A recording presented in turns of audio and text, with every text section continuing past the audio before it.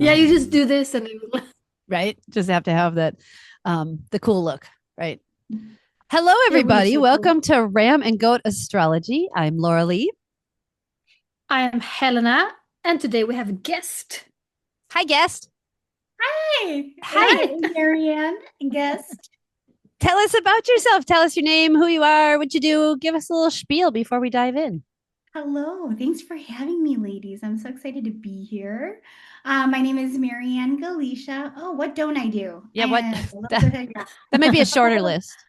I'm a little bit of a jack of all trades.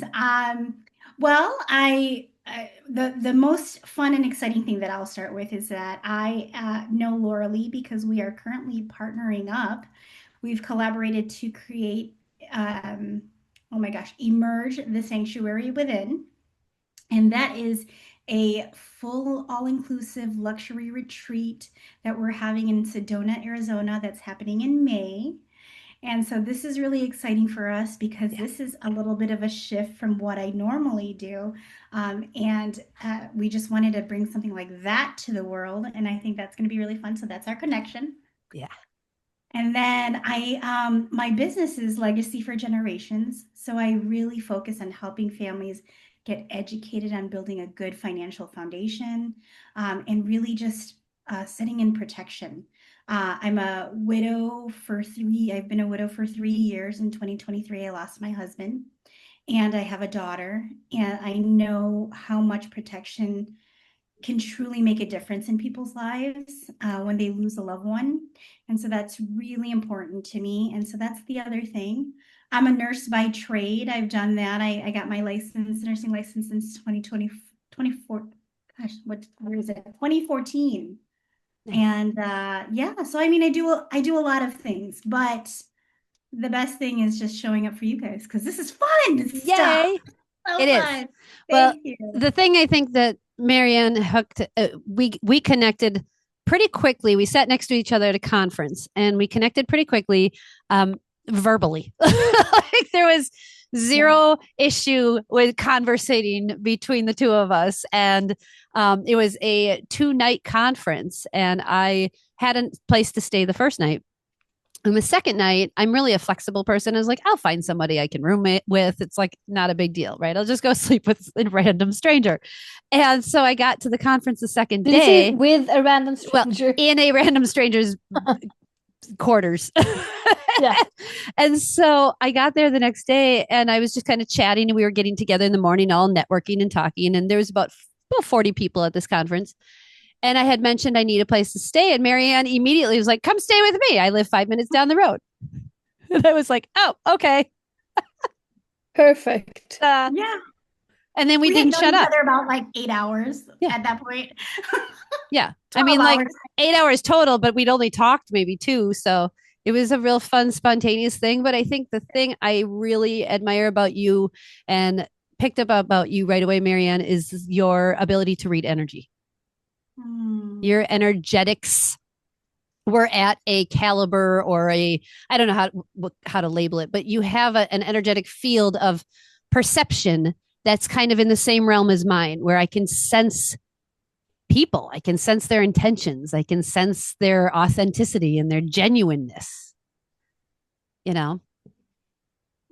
So yeah, we were pretty sparky and spunky right away, and we were like, yeah, let's have a sleepover and come on over. And then we just kept talking and talking. I think we talked till like 2 a.m. We were like, we got to go to bed. We have another conference the next day. Come to Chicago. Oh, that sounds mean, so nice. It sounds like the kind of sleepovers you have when you're a teenager with your friends. You just stay up all night talking.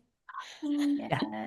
And we found out we had a lot in common. We were both originally theater majors, and then we both switched into nursing. And now we both completely changed careers and we're entrepreneurs. And it just really interesting stuff. So, and how long, Laura, did it take until you like, can I see your chart? Oh, it was instant, wasn't it, Mary Ann? Yeah. I think so we're at this conference and she's like, when's your birthday? That was so funny. What time were you born? And I'm like, we just met. Like, what is she? Yeah. I'm like, what? I didn't fully know what she did at this time. And I'm like, okay. Oh no, you didn't even know that she was an astrologer. It's like Not I that's a fully, mean, little bit not creepy. fully. No, not That's a bit really. creepy. but she willingly gave it to me, no problem. So I Yeah. mean, like, I invited you to my house to sleep Trust. over. It's not, Yeah. I just felt, I mean, you've got that. I mean, you brought me in as yeah, much as I brought you in. And I think that was just right off the bat, which was really cool. my husband calls Yeah. it my curious little kid personality that intrigues everybody. Mm.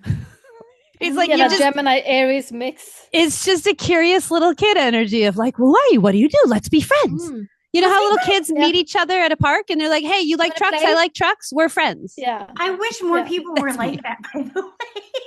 More people should be like that. But I agree. I agree.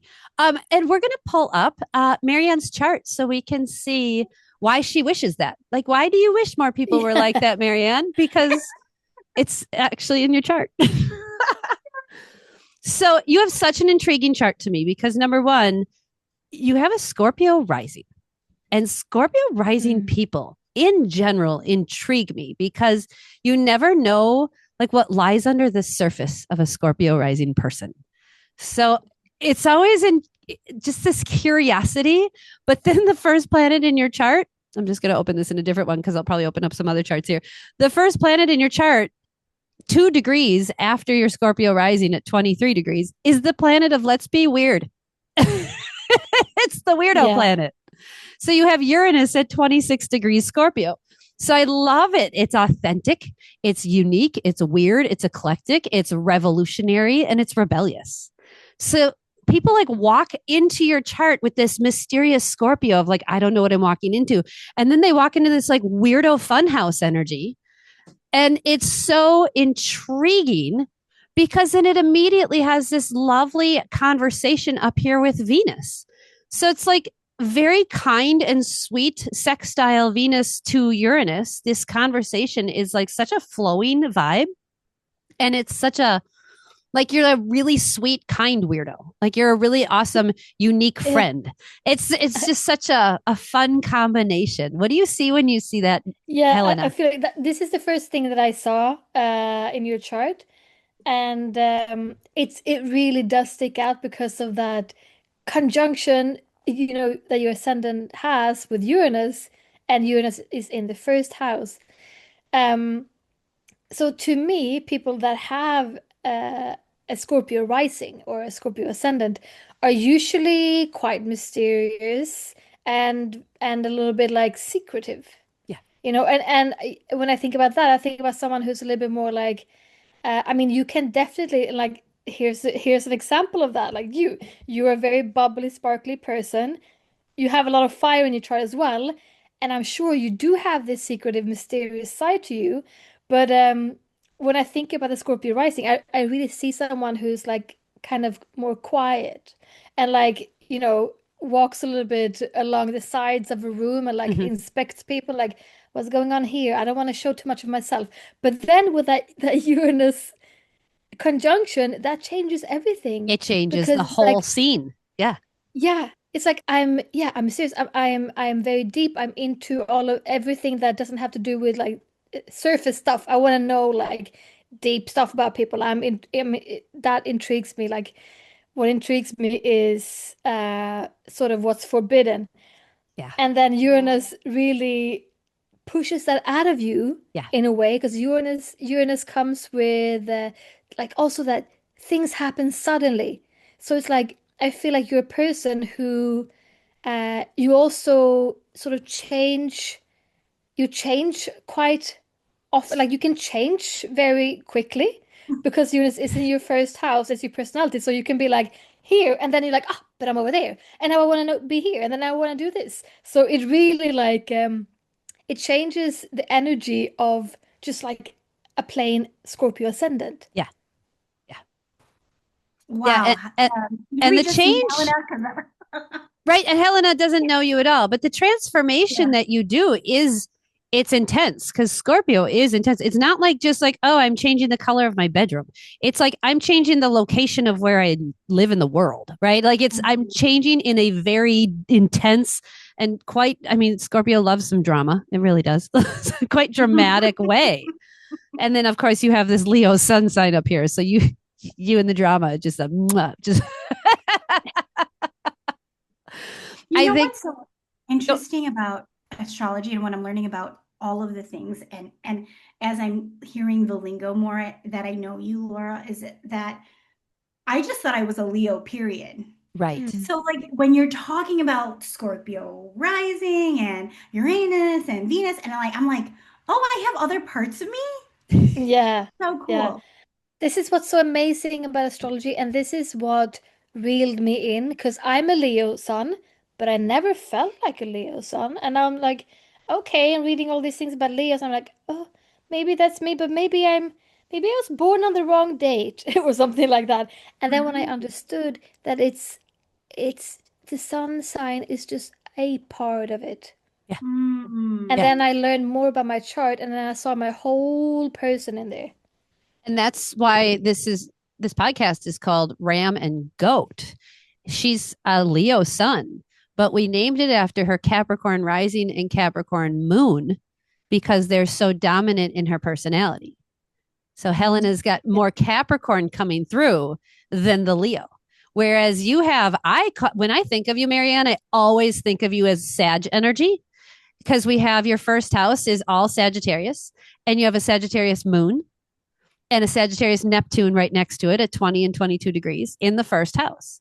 So this is the house of I am, Sagittarius feelings and Sagittarius intuition. And so you radiate this Sagittarian energy emotionally, and you wear this Sagittarius heart on your sleeve and in your auric field, which would be the Neptune energy. And then you have two asteroids, your sun and your Mercury, your identity and your thought processes in the ninth house, which is Sagittarius vibrations and like the scope of Sagittarius life. So it's to me like, yeah, I know you're a Leo, but I always feel a lot of Sagittarius energy from you. And so Oh, Mm. like coming up with a merge and just this retreat idea that just like popped out of you is such a Sagittarius thing combined with this Uranus in the first house. Uranus is you can't tell me what to do. And Sagittarius is I need to travel and have experiences. yes. Like, Yeah. hello. Yeah, and you have because of the moon, like, so you're pretty new to astrology, and actually, have you ever looked at your chart before, like this? Laura Liz has done, she's actually done a few readings on me. Yes. Okay, great. Oh, so now you know how big a part the moon plays in Yeah. your chart. Well, Yeah, she's talked about it. Tell me more. I'm a yeah. spy now. Yeah, So, dive in, Helena. okay. So the moon represents your emotions, how you feel safe, how you react. Um, And all of those things pretty much is like, well, when I think about it, that's what we do all day, right? Like we feel, we react, we want to feel safe. Like everything comes from our feelings. Like when we, Purchase uh, things. exactly, when we Mhm. buy stuff, it's usually because of how do I feel? Yeah. How do I And feel? then like that's how they get us to buy stuff, to play with our emotions. And because our emotions is such a big part of who we are, and children up to the age of like 7, they usually live fully through their moon.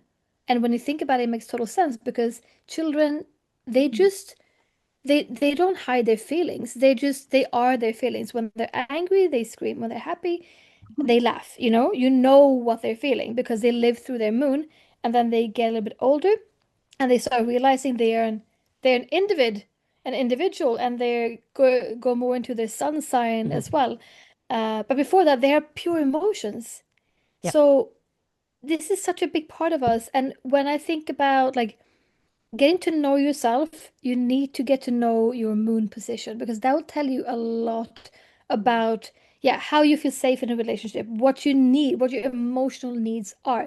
So for you, you have an emotional need to feel free Mhm. and to be able to explore and to know that, I'm not stuck here. I do have, I can go to those places and travel around. And even if maybe you don't travel so far.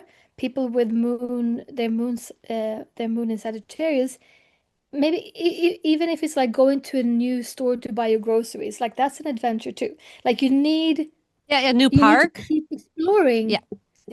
Yeah. A new Yes. park, a new road home, like a new way to go home, or Yeah. however it is, you have an emotional need for that. So if you're feeling a little stuck or a little bit like restless, it's probably your moon saying like you need to go explore something. Interesting. Yeah. It's interesting because I am a creature of habit. But when I Mhm. feel the most energized is when I do go out and something is new. Yeah. And then I'm like a kid, I'm like that kid that Laura Lee talked about. And I'm like, okay, and this, and Yeah. that. And oh my God, this is like where I need to be. And that's where we Yeah. met. We met in a new environment with Yes. learning. It was a learning experience. It was business oriented. You and I both have Venus in the 10th house, which means we have our values and our love in the house of work and career. So we are meet at a work conference, a business women's conference, and it's this new environment where I traveled to and you traveled. I mean, you traveled 5 minutes, but that's cool. But like it was a national conference, and Mary Ann happened to live 5 minutes from the national conference. So I It's thought that was Yeah. literally my backyard. Yes. it was great. But that's exactly where we met. And that's where you were really feeling the feels of that Sagittarius little kid. Let's learn something new. And of course, Neptune is right next to your moon. So when Helena said you have to feel this sense of freedom, to me, there's this sense of freedom, yes, but like freedom on a level that's really hard to give words to because Neptune encompasses all of the things we can't tangibly touch or see. So freedom emotionally to feel even beyond what is tangible in our three dimensions. Like you have to keep exploring the beyond, right? The psychic realms, the akashic records, the past life things, like the just Jesus's message, the prophets in the Bible, just all of the things, Nostradamus, right? All of the woo and all of the spiritual and all of the religious and all of the different customs and all of the different nationalities. Like you need to have freedom beyond what's like I would consider normal freedom. It's even bigger than that because Neptune is so nebulous. Like there is no Mm. boundaries on where you should ever boundary yourself in. You should always be able to explore what your heart is guiding you towards. Does that make sense? Completely. Okay, good. So I mentioned that my husband had passed 3 years ago, and I've had this type of spiritual awakening, and it has completely opened that door Mhm. to learning about so many things that I was, up until a certain point, I was just one way, one track, whatever I was taught when I was growing up. But I've always had this pull to find more things and things that are bigger than Mm. me, larger than me. And now things that are that like phenomenon things that are happening to me that I'm like, oh yeah, that it makes so much sense. Yeah. Yeah. And this is going to just keep growing. Helena, are you seeing this yad going on between her moon and Chiron and Pluto in Libra? And she lost her partner, and Mm. Pluto is sextile to Neptune and the moon. And then there's this wound here around being self-reliant that Mm. needs to be healed. But this yad, do you see these dotted green lines to both of these, this planet here, Pluto, and then these two planets? This is called a yad. And not every chart has a yad. And what a yad is essentially an incomplete conversation. Like all of these guys were talking. And then when you were born, like your birth almost like interrupted the conversation the planets were having and it didn't get to finish. So it's this like unfinished conversation that you have to kind of finish in this life. And essentially, what I'm looking at this overall, just knowing your story, knowing what you're here to, what you're giving and being of service, that's what you're here to work on and heal. Your wound, Chiron, is in Taurus, which is learning how to be stable and self reliant. And then it's at the end of the sixth house. And this is how you serve on a daily basis. But the way you serve on a daily basis tangibly must come from a transformation within partnership, aka a death, Mm. and then the belief and the feelings and the trust, which would be the moon and Neptune, in the learning experience that came from that or through that. Like Sagittarius is always about the higher understanding, the higher perspective or philosophy that comes through the experience. Sagittarius has to have experience. And so Pluto in Libra could easily look like death of or and rebirth of, and Libra is partnership or balance. So does that always mean people with Pluto and Libra are going to have a partner that dies? No, that's just how it happened for you. And then through that experience, it actually strengthens this ability for you to really emotionally tune in. So that's Moon and Neptune. And then that ultimately starts to strengthen this conversation to this wound that we have to all heal. We all have Chiron, and yours happens to be in can I rely on myself? And the messages and the lessons that I learned and am learning through my faith, which would be Neptune and Sag, through the transformation I went through with the death of this partnership. And then ultimately the rebirth of other partnerships, the rebirth of other things. Does that make sense for you and translate accordingly? Yes, absolutely. So the one question that I keep asking myself is, why do I feel like I always need a partner? But I wonder if it is because I'm learning how to rely more on myself. Oh yeah. Well, and I'm feeling that like you are now the person that needs to make all the decisions, and it's okay because I'm always and Laura Lee knows this. I'm always like, what do you think? Is this good? Is this a good thing that we should be doing? So yeah, Mary Ann, what I'm also seeing, you said that this happened 3 years ago, so 2023. Yeah, yes. February. Okay. Because what I can see is that Uranus was conjunct your Chiron in 2023. Oh yeah, it was, wasn't it? Yes. Yeah.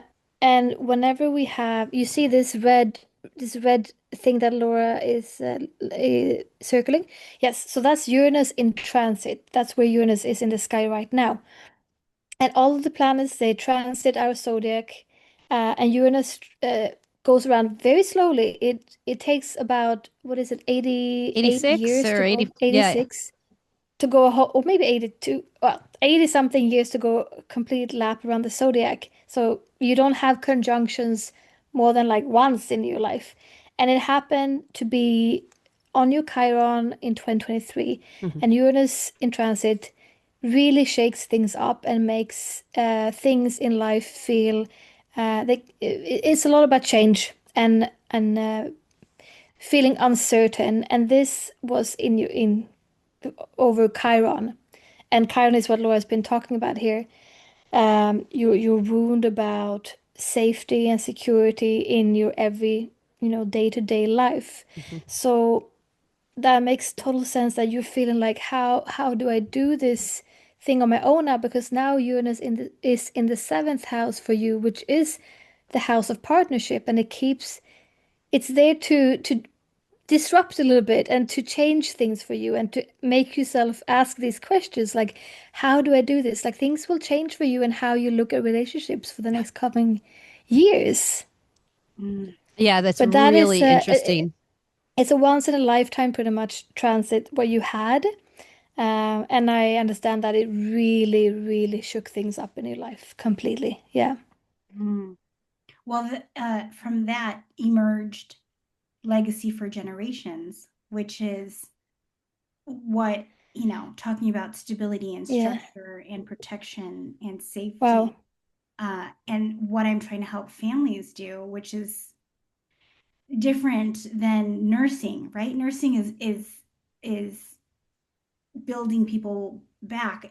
I don't know. It's just Nursing is a really different. hands-on care. It's really that sixth house energy, right? Sixth house energy is very nursing oriented. I went to nursing school. I've got 4 planets in my sixth house. I was nursing assistant, like midwife assistant, chiropractic assistant. Like I was doing all of the health fields, which is very sixth house energy.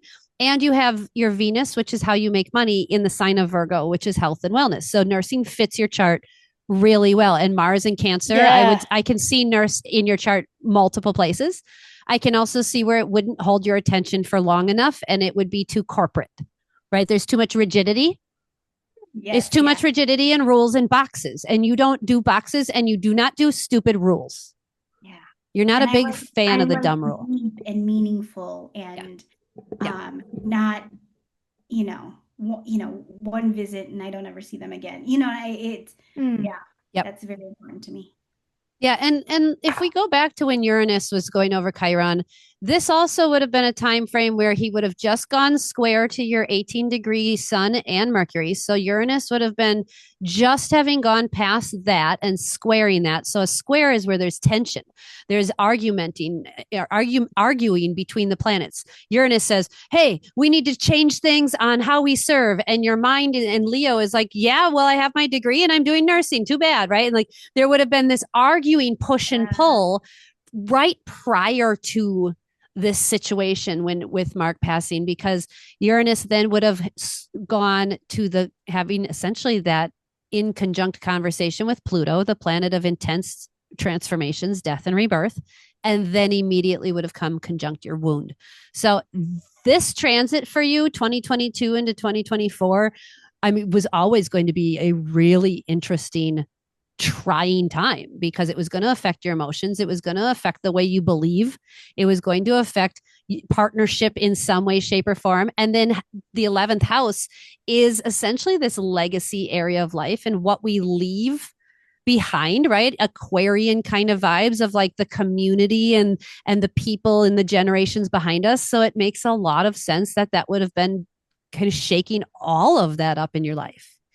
And And now, not only that, and then Uranus was conjunct to your descendant, which is literally your home life and your home base, yep, and then opposite to Uranus, which is yeah, a once in a lifetime transit as well, which is a lot about, you know, it's kind of one of those, finding yourself. Like it's almost like the universe shaking you up yeah, like a snow globe, going, "Come on, get on the right path."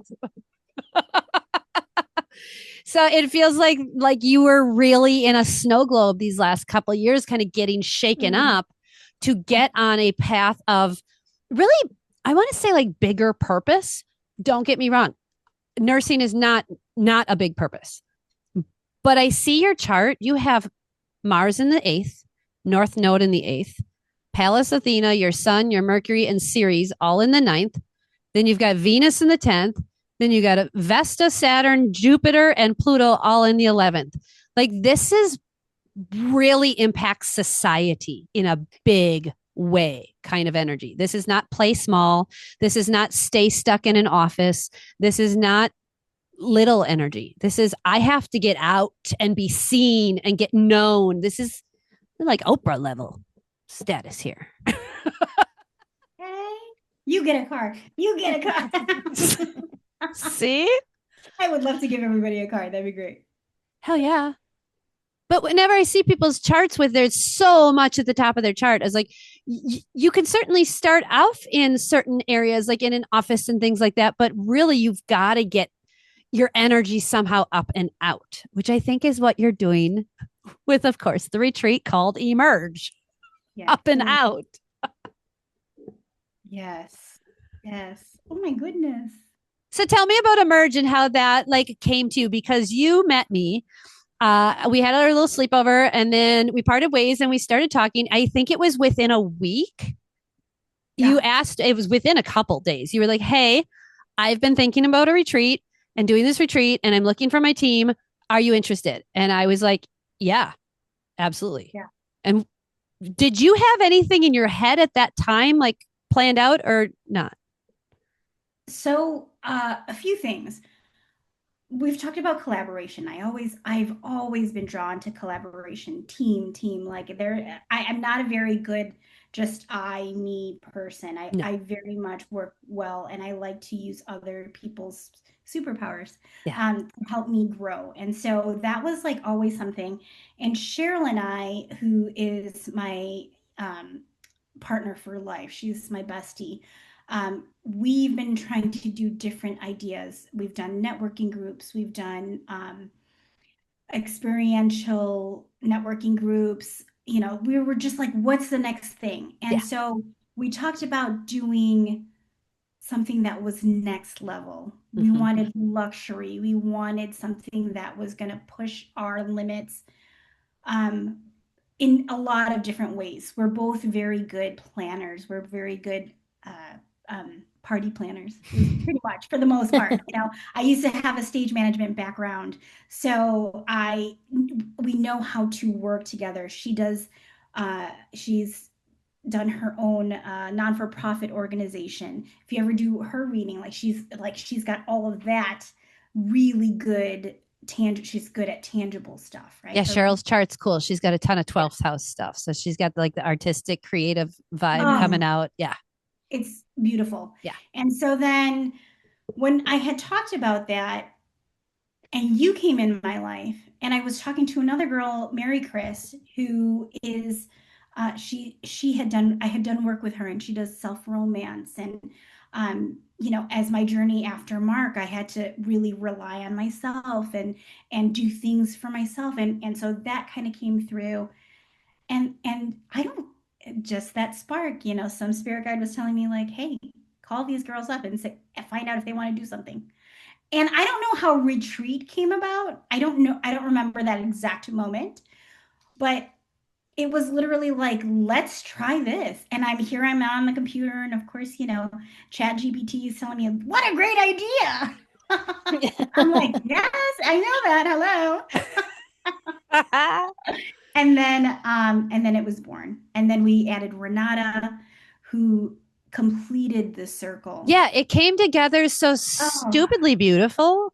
You yeah. asked me, and then it was I got on a call with you and Cheryl, and then it was like, oh, Mary Chris, and then oh, let's ask Renata, and then here we are, this beautiful team of five, and I'm so excited to be the token white girl who does essential oils and astrology. I just can't even tell you, Yes, I love it. Helena, you should come. You could be our other token white girl. right? It You would be amazing. I would love that. I think it's number one, the name of the retreat called Emerge, a sanctuary within. I think this is one of the brilliant moments of looking at astrology and seeing it play out so stupidly perfect and just really, really in your face. So Emerge would fit so well with the Scorpio rising and Uranus in the Scorpio rising category. So that's the emergence, right?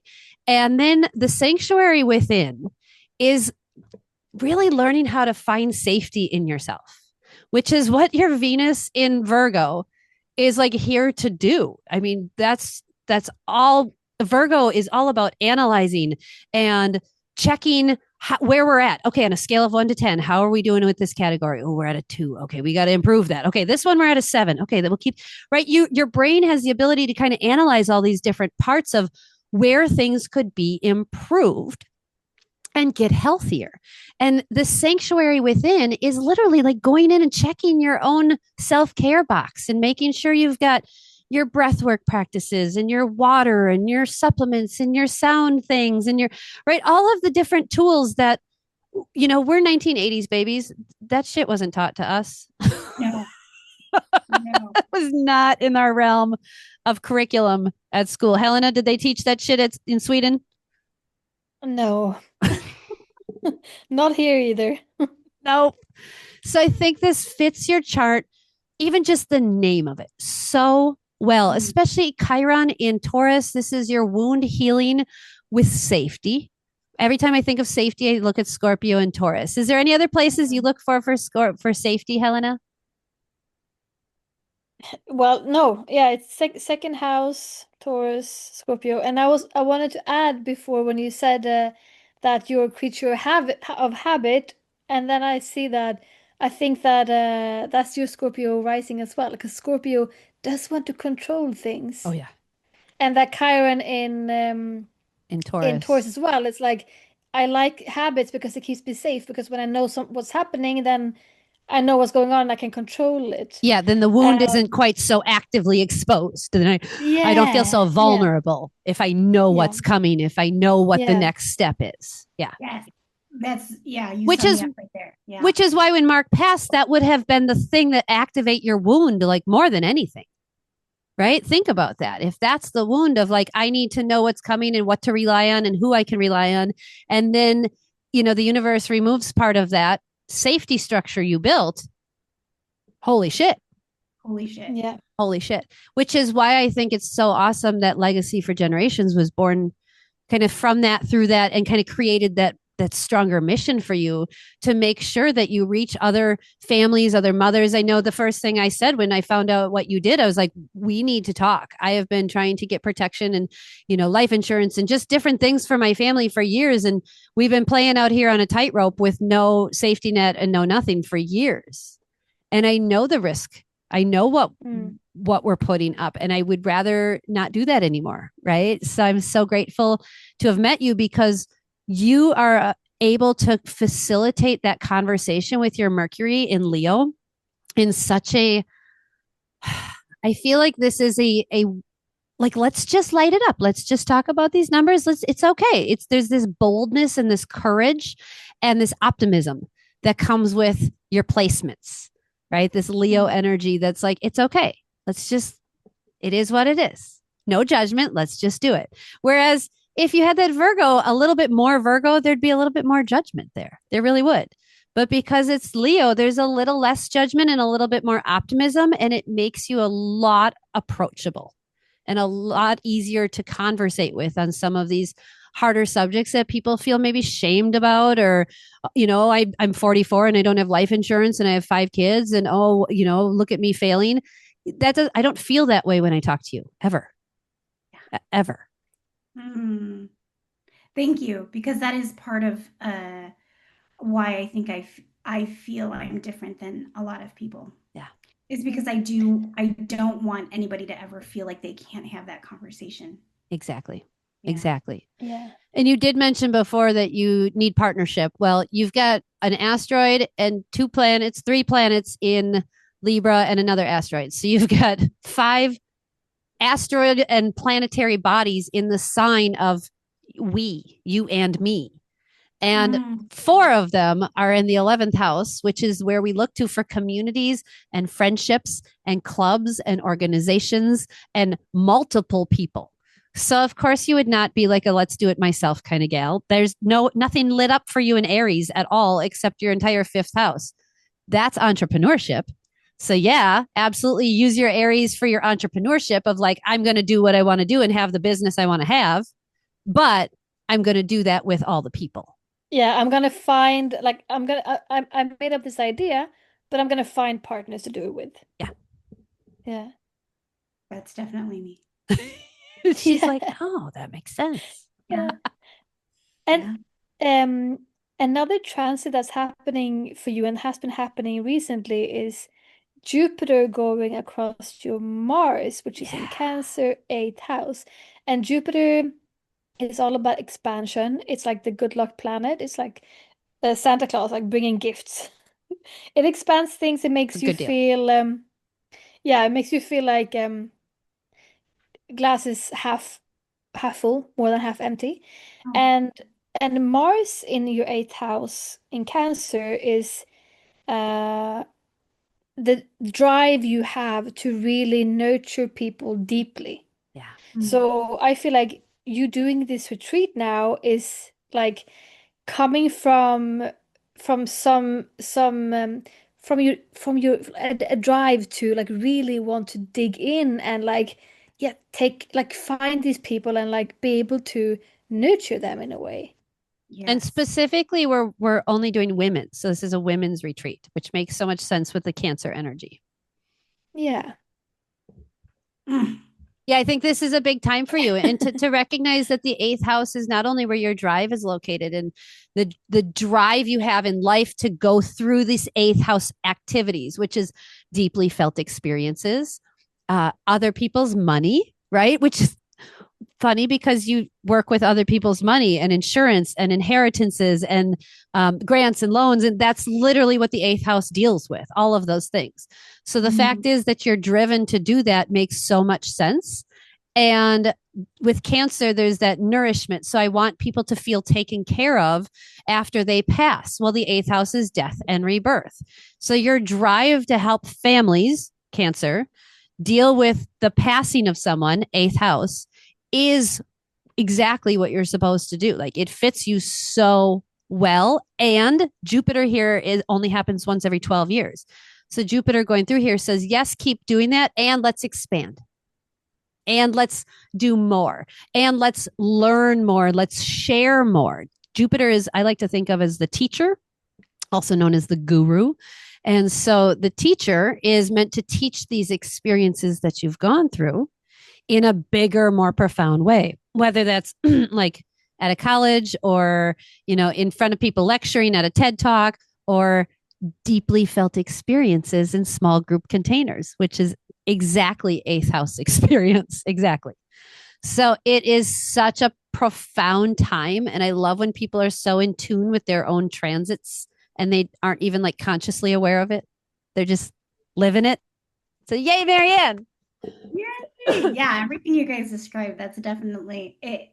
It all falls in. It resonates. It makes so much sense to me. Mm-hmm. I think it's kind of funny that you mentioned that, because yesterday I was able to speak in front of maybe about 40 or 50 nurses. It's a shared governance committee, and I got to share my story about organ donation. Yes. And how I've been exposed to organ donation through my husband donating and my aunt being a recipient. And it was the best presentation I've ever given, because it encompassed everything, like the legacy, the protection, the afterlife, so everything that you just said, literally, like the whole 20 minutes of the presentation, I was goosebumps from head to toe, and that's never happened to me ever. Well, I love that you brought up organ donation, because that is part of your conversation as well. Because Saturn is this karmic hard work that you came here to do in this lifetime, and Libra is kind of creating this balance. And organ donation could very much be a part of that, because like you're not physically needing these organs anymore and other people do. So like let's karmically help with that imbalance of people needing organs and people dying with perfectly healthy organs that aren't going to do anything, right? Literally speaking that out and saying those things is part of your Venus in Virgo. Virgo, again, analyzing where we could improve. We could definitely improve with the fact that more people could donate their organs. It is a huge thing that I'm passionate about as well. And I also have my Saturn in Libra. So I wonder if that's a thing. Like, are we like really weirdly obsessed about organ donation? Because like I am. I don't know what's up with that. We need to talk about it. Yeah. Right. Yep. But it's something that I think is so needed, and part of who you are is meant to have these kind of intense conversations. Your drive in the eighth house is to always have these intense conversations. You're like, hey, are you an organ donor? Why the fuck not? What's going on? Like, you can do that. You have the energetic programming where some people can't. You have this like naturalness to you that doesn't offend. It doesn't scare people off. It actually creates more curiosity and intrigue. So I love that meeting yesterday went so well for you and felt so energetically good. Yay. What's coming up for you, Mary Ann? Anything? Gosh, I think you hit everything. I do have one more thing I want to talk about before we log off. Yeah. Okay. So the green planets on the outside, these are known as progressions. Okay. They're not planets in the sky, just the red ones are. The progressions are kind of the maturity we lean into in life, and we progress through a sign and then we mature through that one. And so your progressed moon moves one of these little clicks about a month every month. So it takes about 2.5 years for it to go through a sign. And it takes about 30 years for the progressed moon to make it through the zodiac. So it takes about 30 years for us to kind of emotionally mature through the zodiac, which is the same cycle as Saturn too. So mathematically, it all kind of lines up. You have a progressed moon right now at 17 degrees and 25 minutes. Your sun sign is at 18 degrees and 3 minutes, and your Mercury is at 18 degrees and 38 minutes. So in the next like 2 to 4 weeks, this emotional progression you're learning and walking through, you're emotionally growing through Leo, is going to be really, really lighting up the identity of who you are, and the way you think and the way you communicate out what you think. Now, the ninth house leads towards transformational changes like exploring new areas, new avenues, exploring new towns, new right, just geographically exploring new things. And the I, or the sense of self, kind of needing this change. That's the ninth house really requires change. Now, I know you've got a lot of changes possibly coming up in your life. This is really showing up big time for you right now. Just energetically, you're really having to be this very big Leo right now, like in so many ways. Leo in your heart, Leo in your mind, Leo with who you are. This is courage and bravery. So how much is that resonating with you as far as like having to really show up in this big, brave, courageous, bold way right now? Like I'm giggling because I kind of know the answer.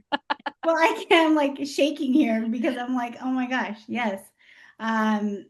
Personally, some of the things that are happening in my life, there's a lot of change that is on its way to happening that I Mm. feel, like you said, is energetically just moving me in a certain direction. Yeah. Aside from creating and doing Sedona, our retreat, in the next 2 to 4 weeks, which I think is going to launch more things. And so, like you said, I laugh because it's just making me chuckle because it's so true. Yeah, you're like you can feel it. You're not necessarily instigating it. Like it's almost like happening to you and for you, right? Yeah. Yeah. Yes. And it's this pull of the next change in my life is definitely been something that I'm like, I didn't ask. It's just been pulling me and pulling me and pulling me and Yeah. pulling me. Yeah. So I'll have to tell Yeah. your audience later Next what time we'll have you back on. Yeah. Yeah. It's just so intriguing to me to see how that progressed moon shows up because it's so different for everybody. But I do know that ninth house requires some type of change, but it's not the change like Scorpio or the eighth house. It's more optimistic change. It's more like energetically excited change and not so much like, oh, I have to go in and regurgitate myself and come out as a butterfly, right? It's more like, oh, I get to instead of Oh, I.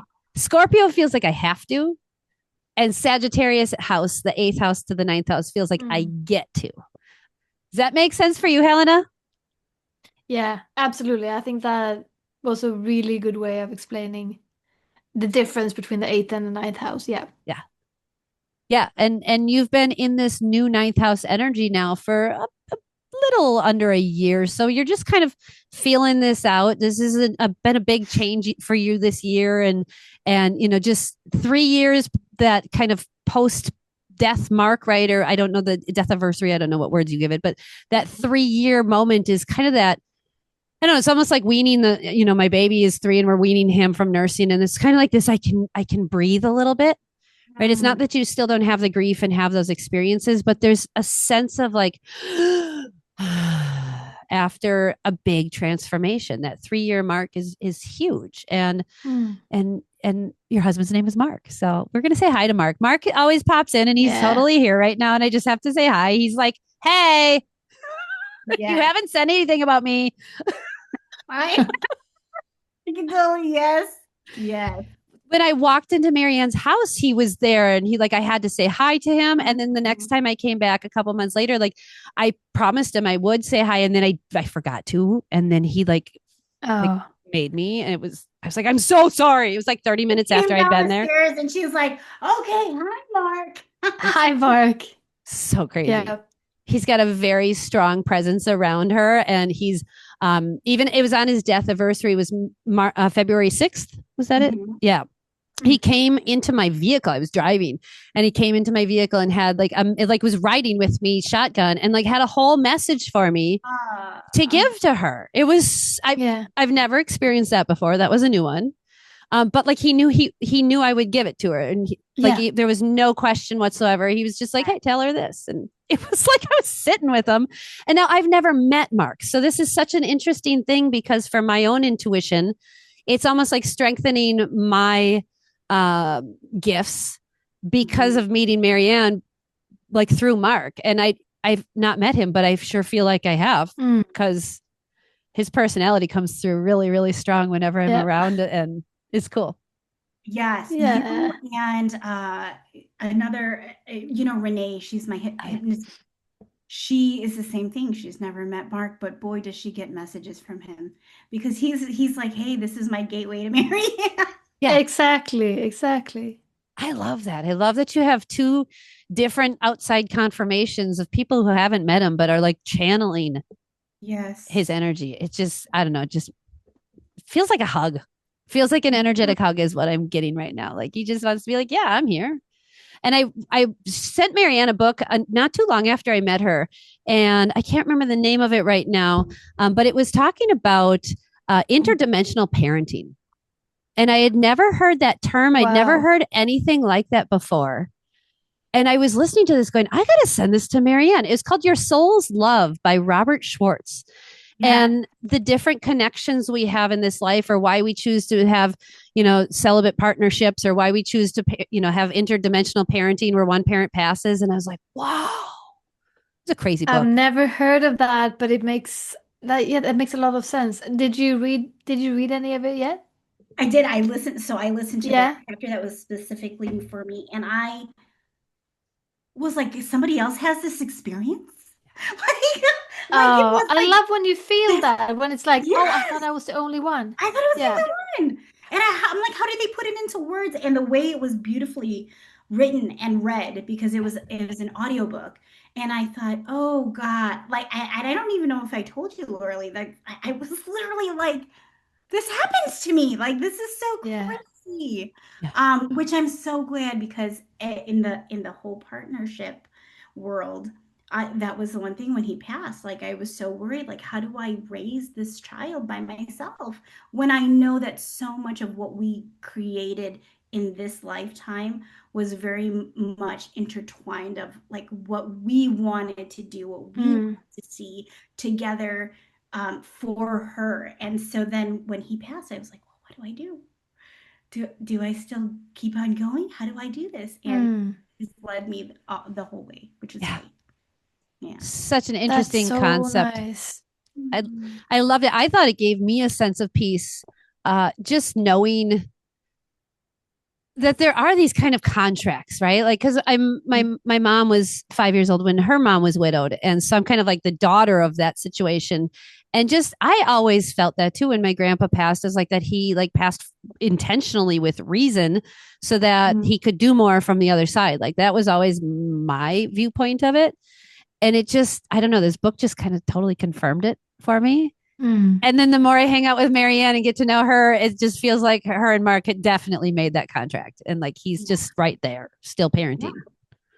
And every That's family pretty that I cool. meet and everything that I do, he's still very much a part of. That's why whatever man comes into my life next has to be so okay with the fact that Mark is still If so Mark's much. there. Yeah. Yeah. Yeah. Yeah. Yeah. I mean, you can't, hello, Yeah. they got to be okay with it. So, And that fits your Scorpio rising so well. Like it really does, especially that Cancer in the eighth house, that the family in the eighth house, like the family sign in the eighth house is literally like part of your family is like not physically here. Like that could yes. easily be part of that.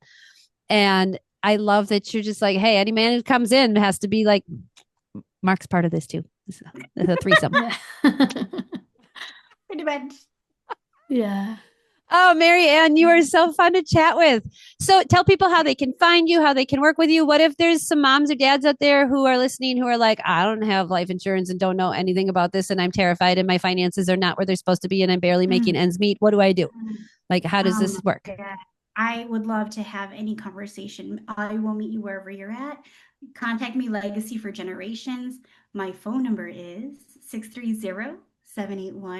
630-781-8744, because I'm old school. Yeah. Or you can check my website, Facebook, Instagram. Yeah. We'll put Just all your links in check, the show notes. check out Emerge, the Sanctuary Within, for women who are really looking to dig deep and find what has already been inside of them, but they just want it to come Mm. out. And, We like to go deep. So that's all the things. I mean, whatever. I'm open to any conversation and every conversation.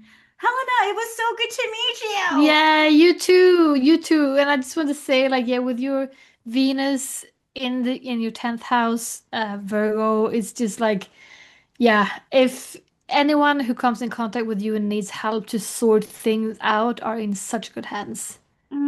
For real. Thank you Yeah. For real. for that. Thank you. Because that my Leo enemy is like, please tell me that it's okay. Yeah.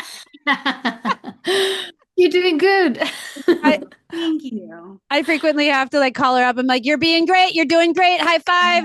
Oh, Round of yes. applause. Those Leos, Yes. man. I know these ladies. You guys, you Yes, ladies yes. need I that. have it deep within as well. I love praise. And Helena, tell everybody where you at. You're at 32 weeks now? 31. 31 weeks. 31, and it's everything is just going faster and faster, I think. Like she's on her way out. Yeah. It's a Yeah. she. Yeah. Yeah. How do you feel?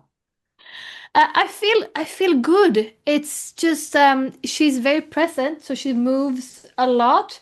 And of course, like with food, I get this heartburn Oh, yeah. That's fun, isn't thing, it? which is Mhm. it's not great, No. but I feel good. Good. Yeah. Mhm. Overall, I feel like I've had a really good pregnancy, and I'm super grateful for that. And now I'm just like um intrigued and a little scared about what's to come because I have no idea what I'm getting myself into here. Yeah. Nobody does. Yep. Every mom. No. Yeah. I know that. I remember that feeling of baby Yeah. number one, right? Yeah. Yeah. Oh, it's going to be amazing. Yeah. And Well, nobody can tell you what to do. yes. No, because that little human is different from my 5 little humans, and I'm trying to figure these 5 Yes. out. I don't know what I'm doing. No, so it's just this. So like you know that in about 10 weeks my life is going to change. Yeah. And nothing will ever be the same. But okay, and it's like okay, now it's 9 weeks to go. Okay, this massive change. I have no idea what's going to happen, but okay, I'll just be taking an easy day today and just relax. Like you just Good. know that there's this huge thing that's going to happen. Yeah. Um, And you just have to but sit and you wait can't for it. control it. And Yeah. you can't really make plans, especially at like 36 to 39 weeks, Yeah. like you can still Yeah. function and you can still plan, but you're Yeah. like, hey, like we can go see a movie, but like I might have a baby. So I don't know. Yeah. Yeah. But like Exactly. we'll plan dinner. And if I don't have a baby, we'll go to dinner. But like it's so Yeah. weird. It's so For weird. sure. For sure. Well, good. I'm so glad we got to do this. Thank you, Mary Ann, for coming on today. We sure appreciate having you. You're so fun. I love you guys. Yeah. Thank you so much. I'm honored. Thank you. Thank you, everyone, for Thank tuning you. in. Thank you for joining us this week. Be sure to like and support the show by sharing with a friend or joining us on Patreon. And you can buy us a tea or coffee and financially support us. Thank you so much. It's so appreciated.